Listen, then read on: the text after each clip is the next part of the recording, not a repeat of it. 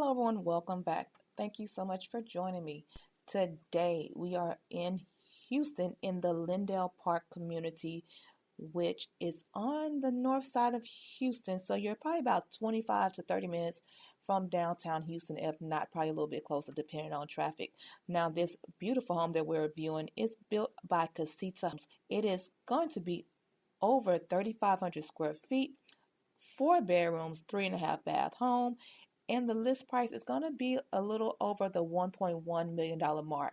Now, it looks like they have reduced the price of the home already once, so that means it must be negotiable. So if you're interested in this house, remember the final sales price might not be the final sales price. We could always negotiate it down a little bit for you.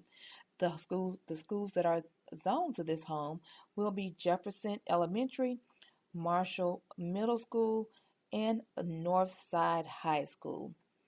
If you have any questions regarding this home, this builder, or any other real estate questions, please leave me in the comment section below, and I'll be more than happy to answer them for you.